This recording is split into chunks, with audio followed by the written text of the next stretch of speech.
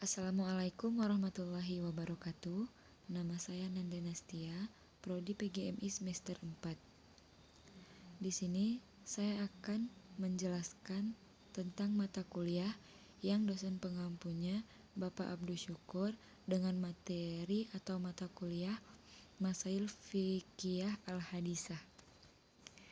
Yang pertama, saya akan menjelaskan tentang status anak zina. A. Hukum zina. B. Hukum anak zina. C. Perwalian bagi anak perempuan hasil zina. Yang kedua, membongkar dan memindahkan mayit dari kuburan. A. Hukum membongkar kuburan. B. Hukum memindahkan mayit dari kuburan asal. C. Hukum memasukkan mayit baru ke kuburan lama atau mengumpulkan beberapa mayit dalam satu liang kubur. Di sini yang pertama saya akan menjelaskan tentang status anak zina. Di sini ada 3 poin. Saya akan menjelaskan yang pertama yaitu hukum zina. Ada 3 ketetapan yang telah ditentukan Allah Subhanahu wa Ta'ala sebagai hukuman atas mereka yang berbuat zina. Yang pertama, hukuman mati merupakan hukuman yang paling hina yang diberikan kepada pelaku zina. Hukuman ini bisa dijalankan dengan rajam atau dilempari batu sampai mati. Atau bagi mereka yang belum menikah, diganti dengan hukum cambuk rotan sebanyak 100 kali serta diasingkan selama 1 tahun lamanya. Yang kedua, Allah Subhanahu wa Ta'ala telah menyebutkan bahwa jangan berbelas kasih pada mereka yang berbuat zina. Perbuatan ini merupakan dosa besar, sehingga sekalipun orang terdekat atau keluarga yang berbuat zina.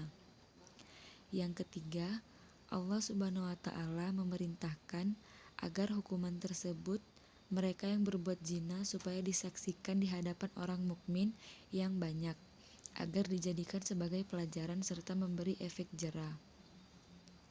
Yang B, status anak zina. Menurut hukum perdata Islam, anak zina atau jadah itu suci dari segala dosa orang yang menyebabkan eksistensinya di dunia lain, sesuai dengan hadis Nabi Muhammad SAW. Semua anak dilahirkan atas kesucian atau kebersihan dari segala dosa dan noda, dan pembawaan beragama tauhid, sehingga ia jelas bicaranya. Maka kedua orang tuanya lah yang menyebabkan anak menjadi Yahudi atau Nasrani juga Majusi. Dan berdasarkan firman Allah Subhanahu wa Ta'ala dalam surah An-Najm ayat 38, bahwasanya seorang yang berdosa tidak akan memikul dosa yang lain. Yang C, perwalian bagi anak perempuan hasil zina. Nabi Muhammad SAW bersabda, anak itu dinasabkan kepada suami yang sah, sedangkan laki-laki yang berzina itu tidak dapat apa-apa. Hadis riwayat Bukhari. Sudah jelas di sini saya telah membagi menjadi 2, yaitu yang pertama, anak dinasabkan kepada suami yang sah.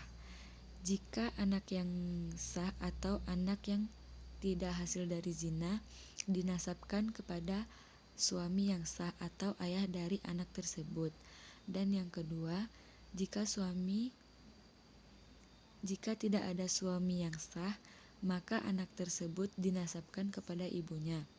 Seperti yang sudah saya jelaskan sebelumnya, jika anak hasil zina, maka nasabnya kepada ibunya, tidak kepada ayahnya.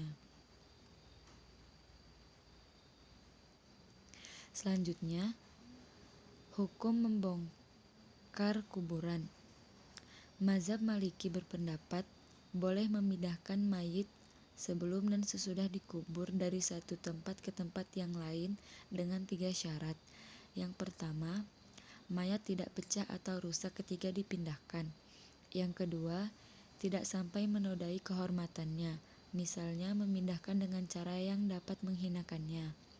Yang ketiga, kepindahan itu karena ada sesuatu kepentingan. Jika suatu syarat dari ketiga syarat ini tidak terpenuhi, maka haram memindahkannya. Hukum membongkar kuburan. Berdasarkan dengan beberapa motivasi tersebut, membolehkan menggali kuburan dan membongkar mayat untuk menjalankan perintah agama dan tidak menyulitkan orang hidup. B. Hukum memindahkan mayit dari kuburan asal. Hukum memindahkan makam, hukum asal membongkar kuburan atau memindahkan ke tempat lain adalah terlarang. Sementara, sesuatu yang terlarang bisa menjadi dibolehkan jika ada alasan yang dibenarkan syariat. Yang C. Hukum memasukkan mayit baru ke kuburan lama atau mengumpulkan beberapa mayit dalam satu liang kubur. Para ulama telah sepakat bahwa asalnya membongkar kuburan itu dipindahkan atau tujuan lain tidak ada kepentingan darinya adalah perbuatan yang dilarang dalam Islam. Karena perbuatan tersebut bertentangan dengan prinsip penghormatan terhadap manusia. Karena manusia terhormat ketika hidup dan ketika dia telah mati kecuali darurat. Sekian dari penjelasan saya. Terima kasih banyak. Mohon maaf jika ada kekurangan. Wassalamualaikum warahmatullahi wabarakatuh.